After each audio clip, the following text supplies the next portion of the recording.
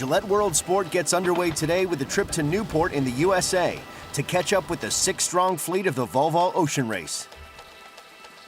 The sixth leg of sailing's toughest ocean competition ended on the east coast of America, following a 6,000-mile race from Brazil, which had seen crews spending 17 days at sea. The fleet arrived in the resort of Newport having covered 34,000 of the 38,739 nautical mile course. With only 3 legs left to navigate, crews had been exposed to all the elements, not only fighting for the finish line, but also fighting for survival in an exhausting battle with nature. It's a pretty unique event. Obviously, they're offshore. It's an endurance event, but you've got the challenges of being away from the normal environments that other athletes may have. It's wet, salty conditions. They don't have the ability to shower off, keep dry, so we see often a lot of skin conditions at the end of an event. Otherwise, we get the physical impact injuries where they've been washed down on the deck. So we often see things where they've had impact. So elbows, knees are quite common injuries that we see, along with back strains from obviously lifting and some of the angles and things that they have to deal with.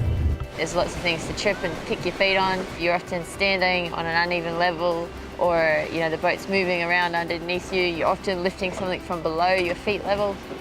So we got to take good care of ourselves when we're doing this, because the last thing we want is sort of back injuries or strains. In a race that never stops moving, every minute of every 24 hours is critical, and opportunities for sleep are rare. Most of them will go into a watch pattern. Probably a lot of them will try and go into a 4 on, 4 off, but actually 4 hours off isn't 4 hours straight into your bunk, because you have to take your clothing off, perhaps get food, and then the other way around before you go back up on watch. So often it'll be a 3 hours sleep at a time. I'm sure some of them will come in and say they have far less than that, particularly in the first few hours and the last few hours of the race. Basically, when the race gets very close, you start getting nervous. The best thing to do is to go to sleep and let everybody else deal with it. Fundamentally, as skipper, you're responsible for all the decision making. So I'm very careful to get my sleep, because I think if you don't sleep, then you make bad decisions. With the navigator, between the two of us, we pretty much have to make all the major decisions, from sail selection to course, strategy. And that's a big part of whether we win or lose. Going fast is also a big part of whether we win or lose. That's what everybody else has to work hard to do to give us the platform to have a chance to win. Whilst each boat has 8 crew members whose job is to share sailing responsibilities, there's a 9th person on board who takes no part in the sailing and has a completely unique role to play. The role of onboard reporter is not your average job. Everybody out here is a sailor, and you're definitely one of the outsiders.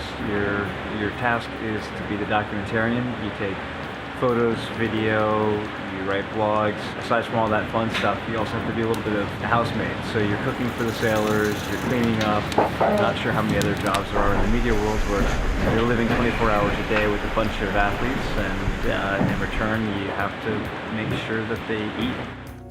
To keep dispatches and deliveries regular, each onboard reporter sets their watch to Coordinated Universal Time, or UTC, no matter where in the world they're currently racing. My day starts a few hours before sunrise. You get up, write a blog, try and get it in before 0600 UTC.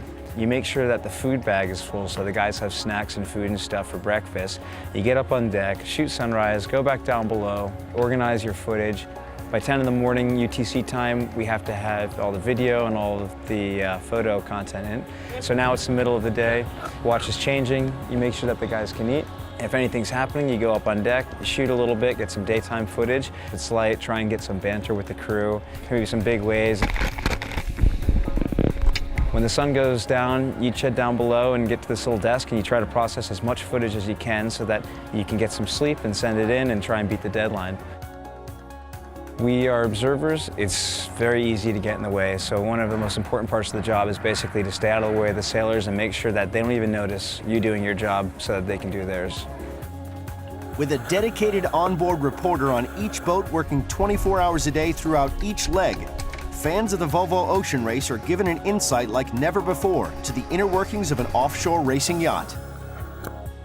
The best thing about being an OBR is that it's just probably one of the greatest jobs in the media world, and To get to it is such a privilege, and to get to be around these guys who are so focused and inspirational in what they do and see what life is really like when you're an offshore racer.